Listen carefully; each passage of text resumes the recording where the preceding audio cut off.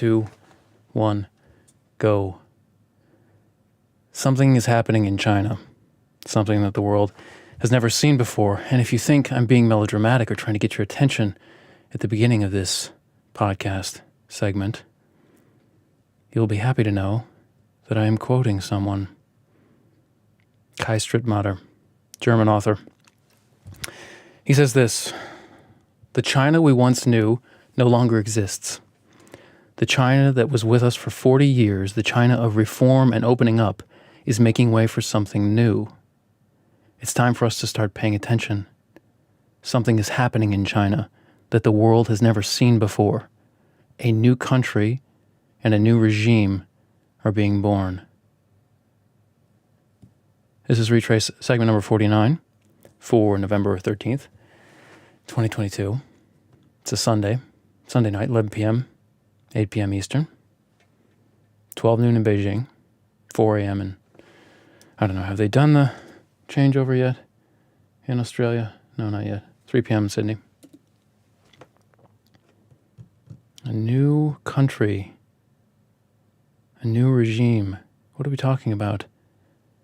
Well, you can be sure that China is not effing around, hence the title of this segment.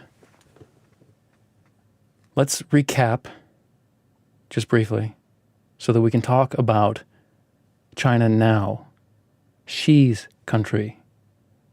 The China under Xi. But it's not, he didn't do this. He's just taken the helm at the time when this has started to happen, or this new sort of phase of China, this new era of China has become evident. He's a huge part of it. He's the leader of it now.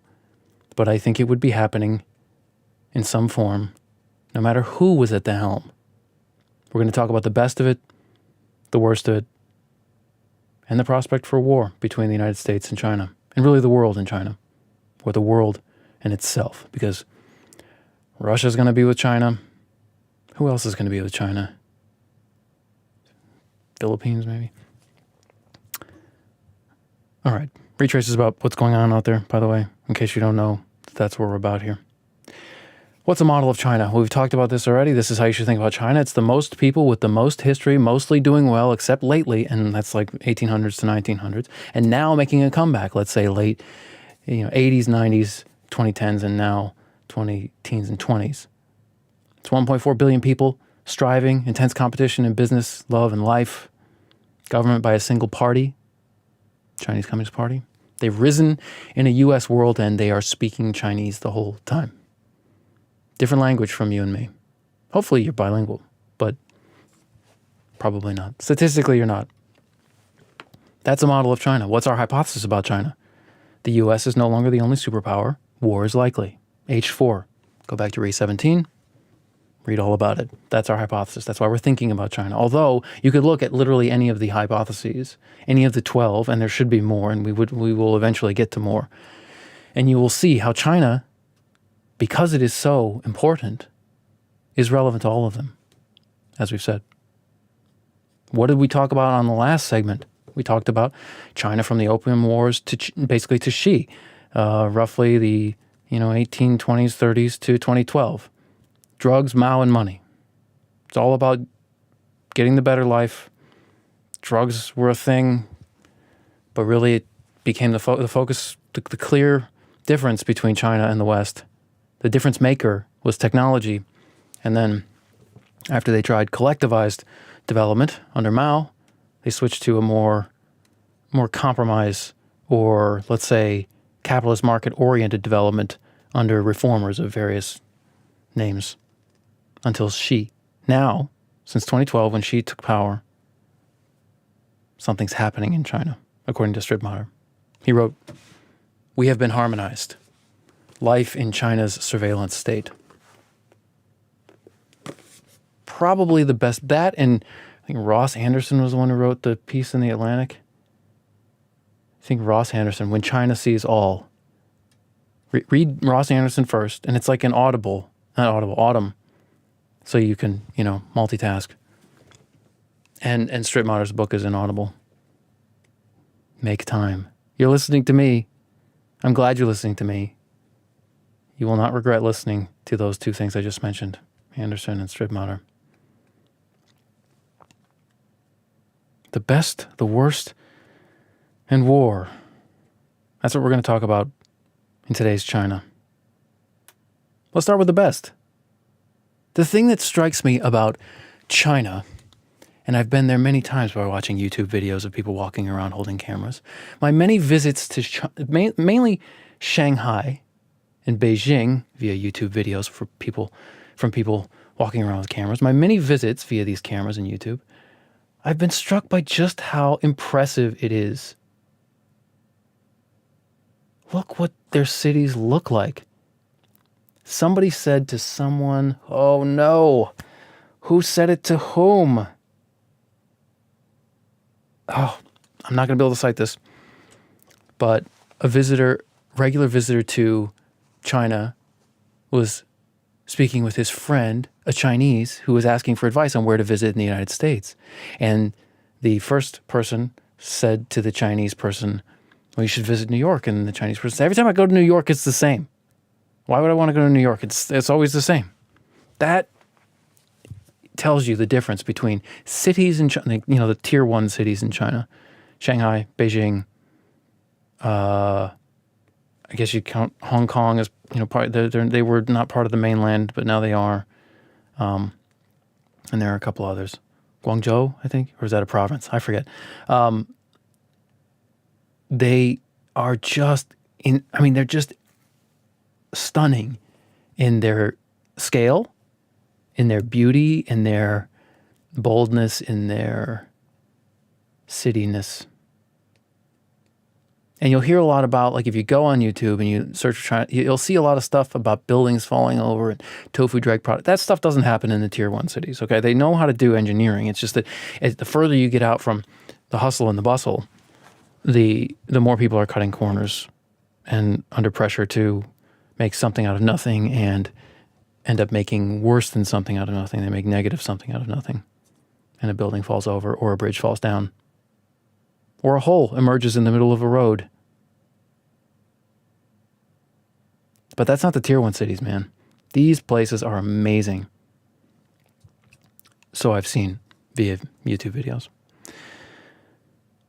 There's a lot of good happening there. That's just amazing what they've done, and it's been at a breakneck pace, and it's like, it's just, I admire it. I admire it. They're, arguably the number 1 economy. We talked about different ways of deciding that question. Is it, do you include the exchange rate? Do you use purchasing power parity? Whatever. Doesn't matter. They're close enough to the United States where you have to sort of decide your metric to decide whether they're the number 1 or number 2 economy. The Belt and Road Initiative, I'm putting that in the good category, part of the best of China, because even though there are all these sinister overtones in everything that China does, because, as we'll get to in a minute here, the Chinese Communist Party has some real evil at the core of it. Remember also that China is not the Chinese Communist Party. Even though the Chinese Communist Party is big, and even though its tentacles are everywhere, and you could be a member of the party and part of those tentacles, you aren't necessarily evil just because you're in the party. But depending on what you know, and certainly what you participate in, you will quickly switch sides from good guy to bad guy if you're in the Communist Party. So it seems. I don't have experience with this, but it seems logical. But the Belt and Road thing, whatever sinister overtones you can put on it, they're trying to ensnare everyone in their economic snares. They're building. Okay, see, I looked up what is Belt and Road. What does the Belt refer to, and what does the road refer to? Because I've Googled this a couple times and never been satisfied with what I've found, and so I just did it just before we got live here, and because I remembered I was going to have to explain this. This is what I got from Wikipedia, and they're citing an article in The Guardian. The Belt part of the Belt and Road Initiative refers to the Silk Road economic belt. So the Belt refers to the Silk Road economic belt, and the road refers to the Maritime Silk Road. Got that? I told you, they're speaking Chinese. It doesn't translate easily. It's a different language. Clearly, the Belt and Road Initiative was a tough translation. So just think roads, railways, shipping lanes, and ports. What else? The Wikipedia article lists skyscrapers as well, bridges, tunnels, dams, coal-fired power plants. That's what this economic network, the Belt and Road Initiative, is and is becoming and will continue to become as it continues to grow. Great. That's great. More economic activity, lower friction in trade is good for everybody. It's good. Overall, all other things being equal. Now, you can always, look how it's affecting this and then, of course, yes. Yes, of course, there are always downsides, but it's economic friction going down is a net positive. I think that's a safe statement. If you think that's controversial, you think everything's controversial, you need to chill out, okay? Some things are good. We don't want to go back to the state of nature. We have to go away from that. If you want to go back to the state of nature, you can. There's still woods. There's still savanna. Go run from the lions and tigers. Go hide from the bears. But the rest of us want belts and roads. Now, I hope it's clear at this point. I'm not an apologist for China. The Chinese Communist Party it's evil. It's evil. Based on what we know, we're going to get to this. The organ harvesting alone makes it evil. You don't have to know anything else. You don't have to know about the surveillance state. You don't have to know about this, that. Evil. But there are lots of things that reveal the evilness. And even if their intentions are good, like lots of good people do evil things. And if you keep doing evil things over and over again, guess what? You're evil, right? Okay, so I'm not an apologist for China, but the principal idea of a Belt and Road Initiative is good. Xi did a purge of corrupt Communist Party officials. That's great. Corruption sucks. I can't imagine living in some of these countries that have to deal with this, that have to grease palms all the time and pay arbitrary gatekeeper tolls to do commerce, to do trade, to bring value to customers. I'm glad. My country's got corruption, and maybe it has more than I realize.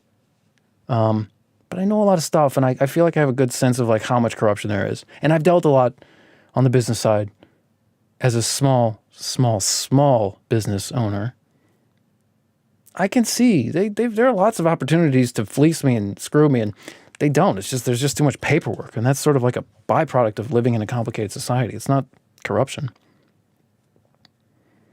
So she got rid of a lot of corrupt officials. Oh, well, they weren't really corrupt. He was just purging the party of his opponents. Okay, that's power. That's what people do when they get power. They don't sit around and say, hey, all these people, look at how they like the power the way I like it, and they're probably going to get it if I don't do something to stop them. Yeah, okay. There's nothing particularly evil about that. How you do it is different. How you do it is different. But I don't think he had people killed. He might have imprisoned them or he might have kicked them out of the party, but I don't know. Leave it at that. We're going to say getting rid of corruption in principle and prima facie on its face, on the surface, is a good thing. The Evergrande real estate debacle, or real estate holding company or development company debacle, where they over leveraged and got ahead of themselves and suddenly couldn't build and were using the money from previous mortgages that weren't finished, on projects that weren't finished, and then eventually collapsed. It's not quite a Ponzi scheme, but it's some cousin of that.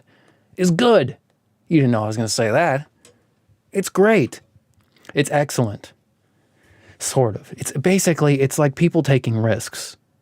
In an economic system, in a society built around an economic system, an engine of growth that actually works, that leads to a civilization in Carol Quigley's taxonomy. People have to be incentivized to take risks, and they're going to take risks that end up going bad, and people are going to be affected. And I'm not at all saying that there's anything good about the affected people. I'm just saying that the idea of risk, which sometimes gets out of hand in every country, in every situation where it's repeatedly taken, taking reasonable, manageable risks is good. But you can't say reasonable, manageable risks are good, and then when someone misjudges the reasonableness or the randomness of a risk, the reasonableness or the manageableness of a risk, these words are hard to put into sentences. You can't say if they misjudged something that it was evil. Misjudgment is not evil. So let's say Evergrande was a misjudgment in an otherwise good environment of risk-taking for the betterment of a civilization. TikTok. Are you on TikTok? I'm not on TikTok. I think this segment alone means I won't get kicked off TikTok, but I'm certainly going to be shadow banned.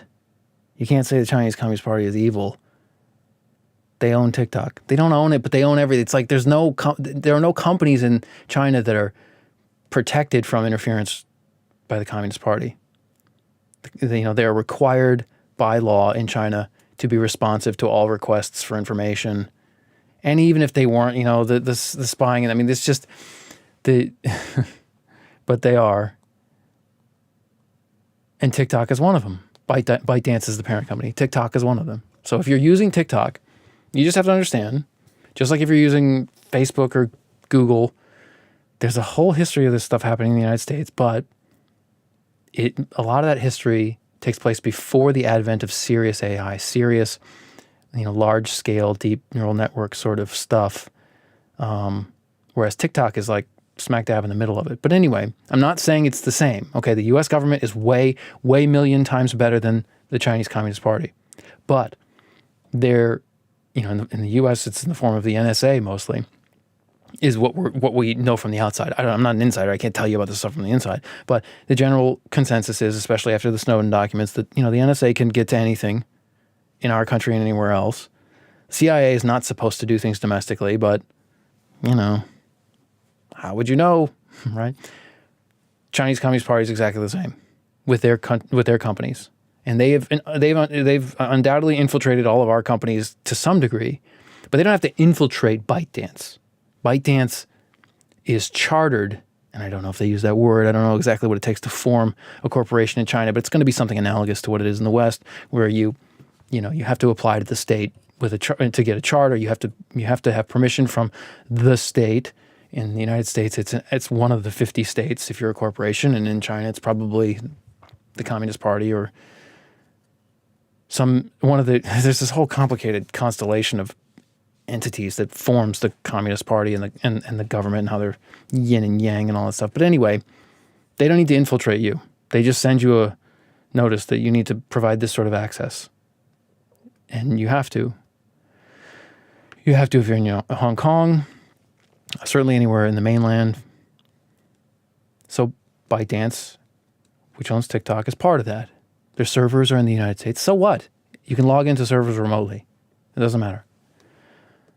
But it's still a good thing because it's innovative. Why are so many people in the United States using TikTok? Well, they made a good thing. That's a good thing. If you hate TikTok because people get crack addicted to it and it makes stupid videos, you have to hate every video making platform, including YouTube. This one that we're on right now. There's going to be bad on these things that are sort of platforms that are sort of content neutral. Although my understanding is TikTok is not content neutral. It's very curated. And certainly you can't get on there and there's nowhere near as much free speech and contrarian thought, expression on TikTok than as there is on a platform like YouTube. Although, of course, lots of people complain about censorship on YouTube, and all of that's valid. Depends on what you think is fair game in terms of censorship. I mean, these are private companies. I'm not going to get into that. TikTok is an innovation. YouTube and Facebook and Twitter are copying the innovative aspects of it because people like it. Oh, but it shortens people's attention spans and it's stupid. And that's your opinion. And I agree with you. It's stupid. Like I haven't been on TikTok at all, really. I only see videos and advertisements for it, not being on the platform, because I don't want to put it on any of my devices because of the things that they do with the hardware identification. I'm just paranoid like that. But I think most of what I see is stupid, is a waste of time. But it's not for me to judge that stuff of what other people do with their time. I do with my time what I want to. They do with theirs what they want to. If you want to persuade people otherwise, you need to go talk to them indirectly and treat them like human beings and adults, which they are. Whatever people are doing with TikTok, it is some sort of, economic good. Not economic good. It's some sort of innovation. It's a good innovation, or some core of it is. It's in the good category. The military buildup in China, the military buildup is good. Why? Well, it's sort of like a natural consequence of technological development and economic success. They're not building a military instead of having a good economy, instead of inventing things, jumping to the cutting edge of AI like they're doing. They're doing it in addition to, as a consequence of. You're not going to get a country like that to go gangbusters for 30 years and continue to, without, they're going to buy some guns. They've got more to protect, right? Okay. Enough about the best parts of China. And I don't know much about, I don't have firsthand knowledge of the culture either. I mean, I would probably go there and I would tell you about all kinds of things that I loved, more sentimental things. But from an outsider's perspective and more, macro economics and macro history, that's what I'm seeing. TikTok. Macroeconomics and macro history. What I see from this lens is TikTok. What about the worst of China? The list is longer. But it starts with two of the things that were on the best list. There's that, you ever see, I think it was called City Slickers anyway, his best day was also his worst day. One of the characters in that movie. The military buildup, that can't be good. Why? Well, when you've got a hammer, everything starts to look like a nail. When you've got a gun, you start thinking, maybe I'm going to need to draw my weapon. When you've got an aircraft carrier, even though it might not work that well for the moment, maybe we launch some planes. We've got some battleships. Maybe we shoot some guns over Taiwan because Nancy Pelosi visited. And we don't want her to do that because she's treating it like it's a separate country, and it's not a separate country. It's part of China because we won the Civil War. Maybe we shoot some guns about this. That's why the military buildup is bad. And of course, it leads directly to hypothesis number 4. War is likely. TikTok is on the bad list, as well as the good list. Spying, manipulation, coercion. There are armies of engineers in both countries and elsewhere, outside of our countries, outside of the United States and China. Armies of engineers and scientists. I don't know, man. I don't know if you would call them scientists if they're doing this. There's got to be some sort of ethical review. I think it was Andrew Ng who said, the artificial intelligence guru and leader, who said that the best minds of our generation are spending their time trying to get people to click on ads. That's sort of what AI is in some large measure. TikTok's part of that. Manipulation and coercion. The coercion goes hand in hand with the spying. Mice, money, ideology, compromise, and ego. You think you could find one of those things in somebody's TikTok videos? TikTok videos are public, but aren't they? Is there a privacy setting on TikTok? Probably not, right? It's probably mostly like YouTube. I will learn more about TikTok in the coming weeks and months because there's no excuse for me not knowing more about it. But nonetheless, I don't know much at this point. Never got into Snap either, and I think I just saved myself a bunch of trouble because isn't Snap going the wrong way? Okay. Military buildup, TikTok, and ByteDance are on both lists, the best and the worst. And, you could put them on the war list too. That's the third list we're going to talk about, but we'll leave it aside. Now let's get to the worst. Let's get to the thing that I've already mentioned that's on the worst list and it has no redeeming aspects. Organ harvesting. Harvesting as in you don't ask the plants when they want to be cut and thrown in the tractor, trailer, the truck, or the... I wish I could drop a really good farm word, a really good term for a piece of heavy farm equipment, but I can't. Are you surprised by that? Do I look like I should have known that? A YouTuber, a podcaster, well, in a white shirt.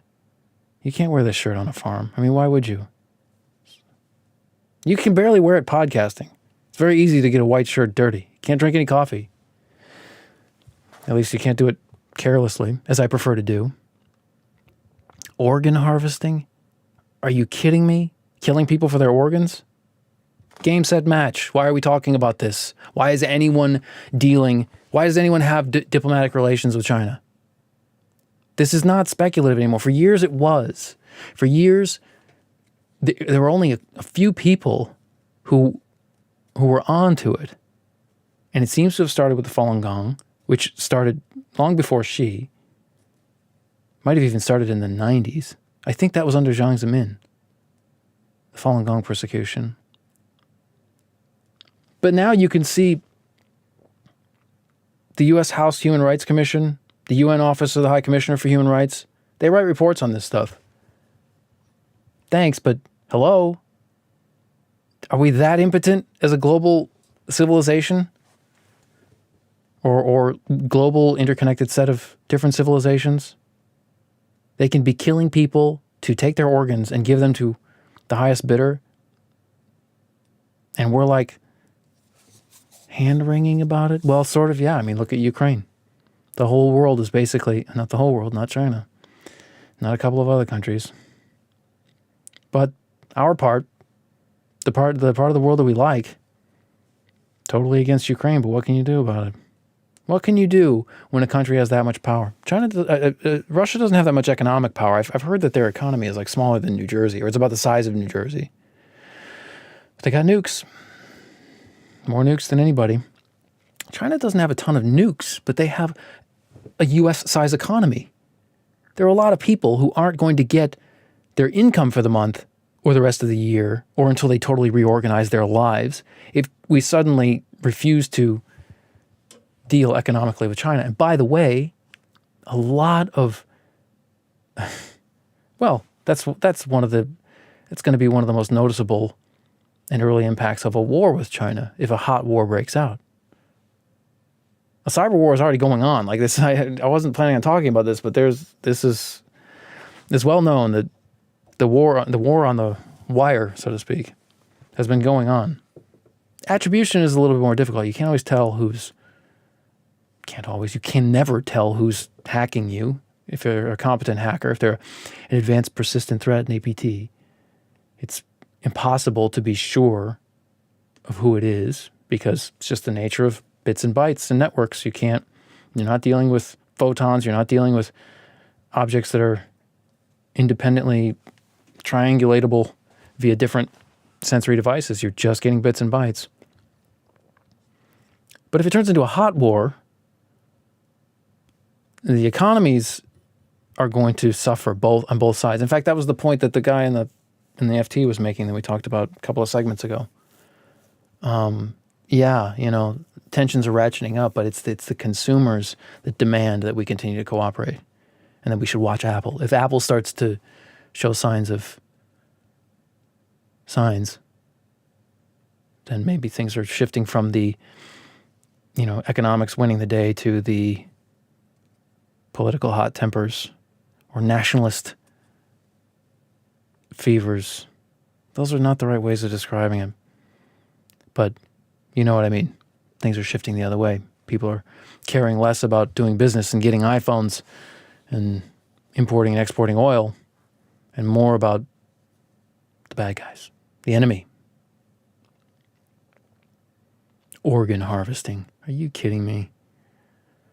And then there's the Uyghurs, the Muslims who are being persecuted, and probably, a big chunk, if not the majority of those organs, Uyghur organs. We shouldn't be talking about Uyghur Muslims. We should be talking about Uyghur organs, because that's a bit more jarring. Persecution. Oh, persecution. How many UN reports or Human Rights Watch or MSF or, all these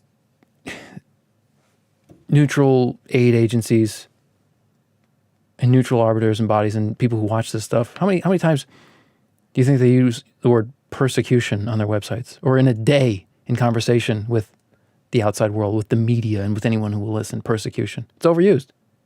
We are the Uyghur Muslims are not being persecuted. They're being interned in camps. We have photos of it.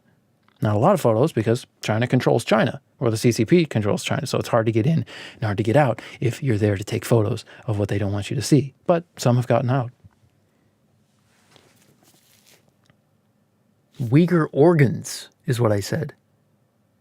Whereas from others, you might be hearing the persecution of blah, blah, blah, blah, blah. Don't think persecution. Think surgery. Think, I shoot you and the doctor starts taking out the organs while you're still alive.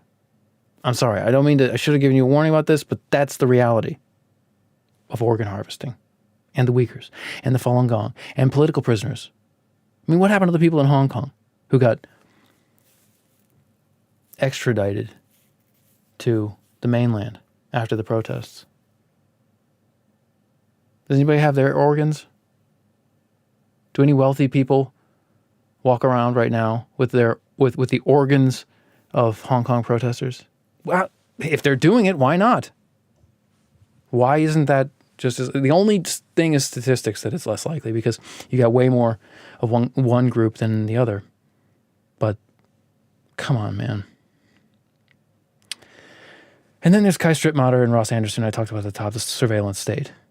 So let's say you got a government that's doing all that organ-y stuff, and they've also got cameras on the corners of every street. They say that the Strittmatter and Anderson, I think they both say this, certainly Strittmatter does, that basically Xinjiang, and I know I've done a poor job of pronouncing, like, it's not Deng Xiaoping, it's Deng Xiaoping. I said John Keys. I'm not, I'm out of my depth here. You gotta do your best to be generous with my pronunciation. They say that in Xinjiang, that's where they're developing and testing and perfecting the surveillance state technology, cameras, the city brain sort of harvesting and utilizing the data that the cameras can provide. That's, first you test it someplace, sort of like what Russia did with, what country was it before Ukraine? Well, it's sort of like they were testing a lot of stuff on Ukraine, and then they just invaded Ukraine. But a lot of people for a while thought, and don't ask me to cite this, I don't remember, it's probably, I think it was in Wired or something, there was an article about how someone was, no, it was also Bruce Schneier. Anyway, never mind, I set that aside, there's too many things. You test things out before you deploy them to the wider world. Silicon Valley is a great place if you want to be a guinea pig for new technology, new phones, new apps and stuff. People roll them out locally and see how they work and then improve them before they roll them out globally or nationally. That's what they're doing with the surveillance state in Xinjiang. Xinjiang is what we're told from the people who are doing the work, doing the legwork, doing the reporting. What happens if this surveillance state becomes, sort of like a product? I mean, it's computers and software, sensors. Can you sell that? Would there be any buyers? Yeah, of course you can, and yes, there would. I mean, assuming you have no sympathy for the Chinese people themselves, who are the first and most victims of this surveillance state, this dystopian, this real, like maybe 1984 can happen sort of stuff, because now the technology is serious. just read today is Bertrand Russell, a couple of pages from a book Bertrand Russell wrote that I'd never heard of before. The thing about Bertrand Russell is he wrote so darn much that, I don't say darn. He wrote so damn much that you can basically find a quote of his for anything. That's what Will and Ariel Durant say about history. The problem with history is that there's so much of it that you can make a case for anything. You can always find what you're looking for if you're looking for evidence of something in the history books. The same thing sort of applies to Bertrand Russell's life's work. It feels like I was in a university library once. I think it filled 2 shelves, 2 4-foot shelves. This is a different time.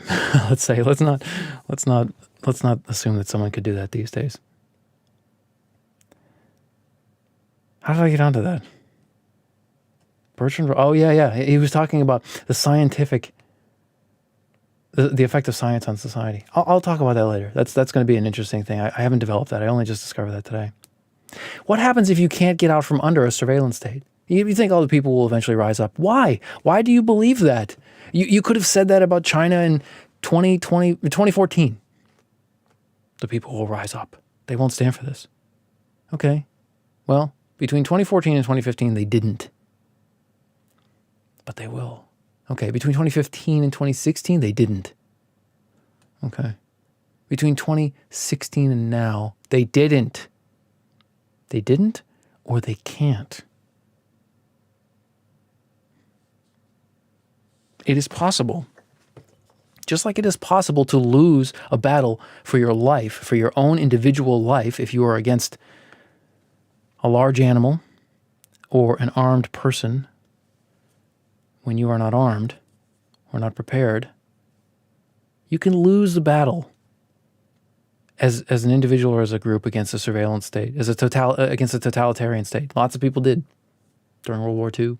Lots of other nightmare scenarios all over the world that have happened in greater or lesser degree every year since, when do we start? We're going to go back to Genghis Khan. You ever read about that guy? The surveillance state. Not good. Not good. They're not the only ones doing it, but it's worse there.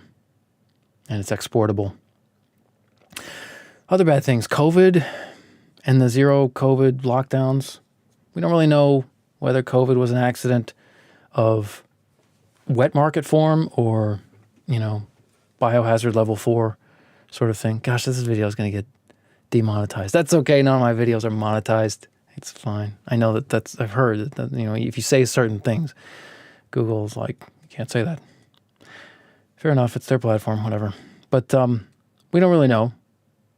I don't think anybody really believes it was done on purpose, but some people probably do.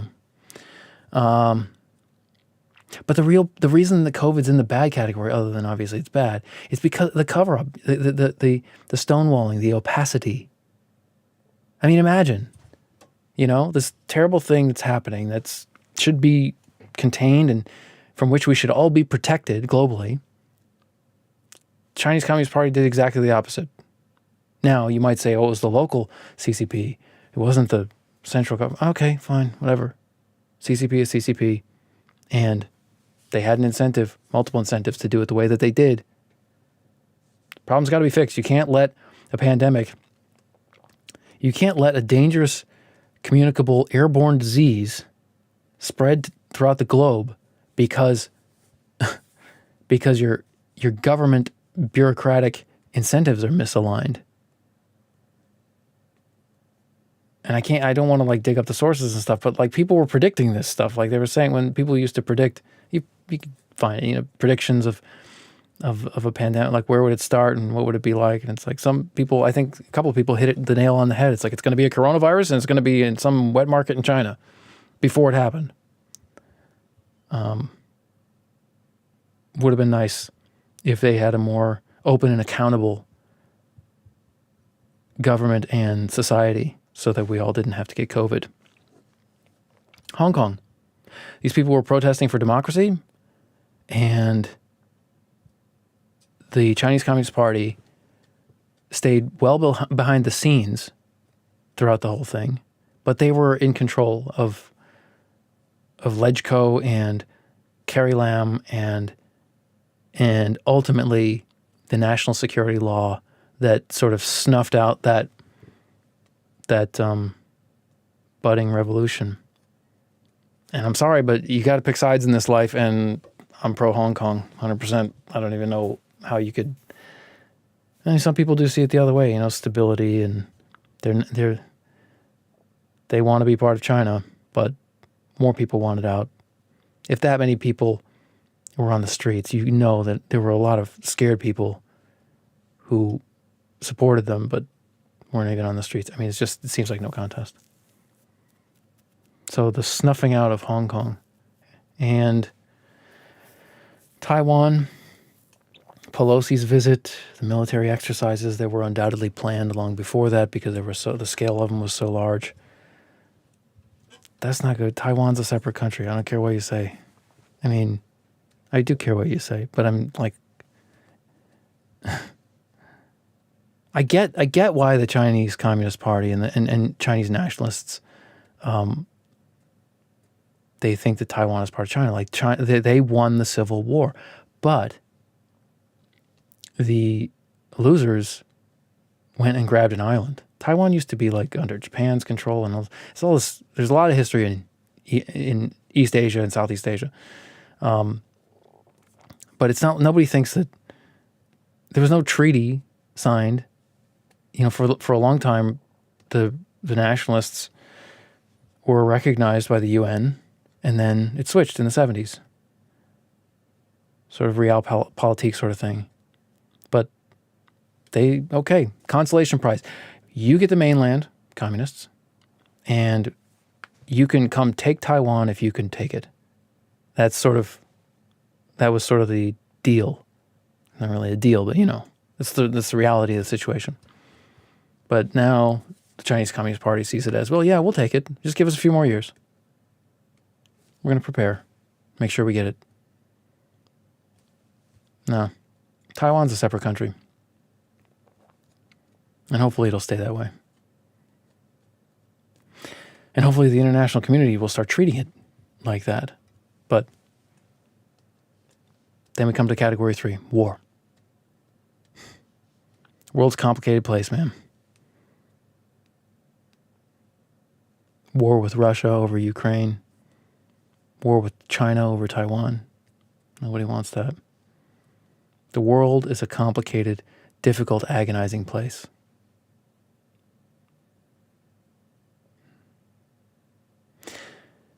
The Chinese military buildup and the aggressive expansion into the South China Sea, the tacit support by China for Russia and its invasion of Ukraine. But what does all this mean for war with the United States? The prospect of it, the danger of it, the worst thing that will happen in our lives, in our lifetimes, and maybe the worst thing in the history of humanity, because it's going to be a thermonuclear war if we don't find a way to stop it from being that. Well, the first thing that we have to remember, amongst the best and the worst of China, and how those things affect prospects for war, is that you can't stop human beings. They're hustling over there, man. They're hustling. They might not always be doing it for reasons that we like, but that's theirs. That decision, that judgment to make. It's their lives, their world, their country. You can't put a bunch of oughts and shoulds on people you don't understand, and people who are clearly doing what everybody's doing, trying to make things better. We don't have enough vocabulary around this idea of betterment. We should have a rich, always churning and relevant and pervasive vocabulary around betterment, and we don't really. We talk about things getting worse. We're really good at that. Nature has sort of primed us for that, right? Loss feels twice as bad as gain feels good. Maybe that's why. You can't stop humans from hustling. You can't stop competition. You're not going to stop the number 2 dog in the fight from wanting to be number 1. This whole China dream, 100-year marathon, unrestricted warfare, that is to be expected in a competition. You just want to avoid Graham Allison's Thucydides trap. You want to avoid it turning into a hot war. And it's been done. The biggest example is the Soviet Union and the United States. The Cold War ended and it never got hot, or never got globally hot, never got thermonuclear hot. We want the China-US competition to go the same way. Let there be a victor. Let the victor not be a dystopian totalitarian nightmare, and let nuclear war not be the means of victory. You can stop evil if you focus on it, if you know about it, and you focus on it. You might not be able to stop humans hustling. You might not be able to stop competition amongst humans and groups of humans. You can stop evil. But who was it that said that the only thing necessary for evil to thrive is for good men to do nothing? So we can't do nothing. And, of course, we can stop catastrophic war. I'm going to leave you with a couple of questions. I don't have answers to these, but they've really started to percolate in my mind. The first one is the smaller one, and it still feels huge. What would a mobilization look like? War between China and the United States. What would a mobilization for war in the United States and in China, what would that look like? And the second question is, can you stop an art-elect war? Hugo de Garis. A war over the question of whether we should build ultra-intelligent machines, or machines that keep getting smarter and will eventually become ultra-intelligent machines. A war between 2 human groups, the cosmists who want to do it and the Terrans who don't. Can you stop that? Who will the sides in that war even be? Well, they certainly won't line up with the boundaries of China and the United States. But China and the United States are the 2 leaders in artificial intelligence. By a mile. By a mile. Can you stop an art-elect war? We know we can stop a thermonuclear war that's presenting. That's what the Cold War was. A war that didn't happen, or a thermonuclear war that didn't happen. Can you stop an art-elect war? Is it even about the humans, or is it about nature not effing around? We know China's not effing around, but so they shouldn't be. The Chinese people should hustle hard and go for the best lives that they can possibly make for themselves.